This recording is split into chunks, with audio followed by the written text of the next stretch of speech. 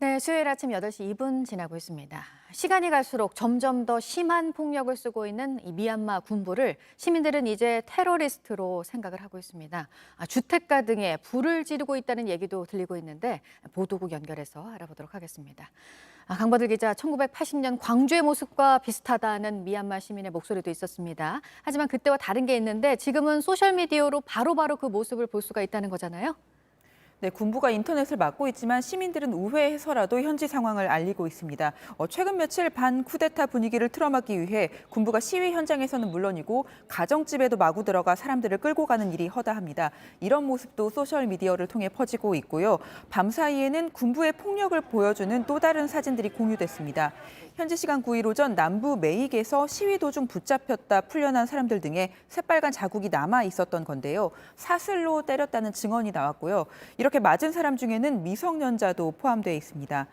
또 시민들이 스스로를 보호하기 위해 세운 바리케이드나 주택가에 군경이 불을 지르는 모습도 잇따라 올라왔습니다. 시민들은 무차별적 폭력에 방화까지 저지르는 군경을 테러리스트라고 부르고 있습니다.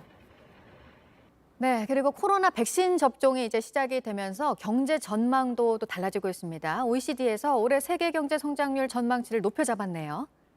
네, 현지 시간 9일 발표된 OECD의 경제 전망 보고서에 따르면 올해 세계 경제 성장률 전망치는 5.6%입니다. 지난해 12월 전망보다 1.4%포인트 높아졌습니다. 인도가 12.6%, 중국 7.8%, 미국은 6.5% 성장할 것으로 내다봤고 우리나라 전망치는 3.3%였습니다.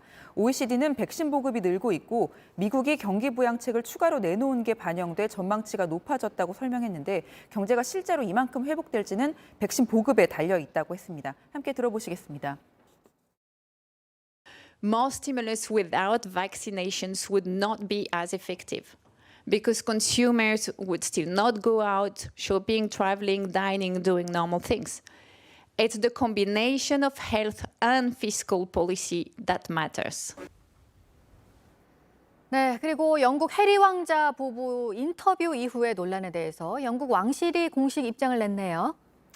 네, 지난 7일 인터뷰가 방영되고 약 이틀이 지난 현지 시간 9일 여왕 명의의 성명이 나왔습니다. 인터뷰에서 제기된 문제들, 특히 인종 관련된 것이 매우 염려스럽다면서 일부 기억은 서로 다를 수 있지만 이 사안은 가족 내에서 사적으로 심각하게 다뤄질 것이라고 밝혔습니다.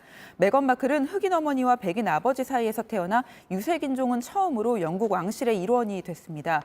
오프라 윈프리와의 인터뷰에서 아들이 태어났을 때 피부색이 얼마나 어두울지 등에 대한 우려와 대화들이 오고 갔다고 밝혀 논란이 되고 있습니다.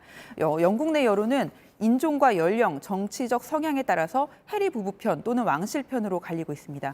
끝으로 도쿄올림픽 소식입니다.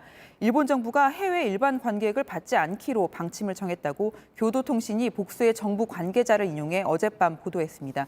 이 보도에 따르면 정부와 대회 조직위 대표 등이 참석하는 다음 주 회의에서 이 결정이 최종 확정될 것으로 보입니다. 또 4월 중에는 일본 현지 관람객 규모도 정하기로 했습니다.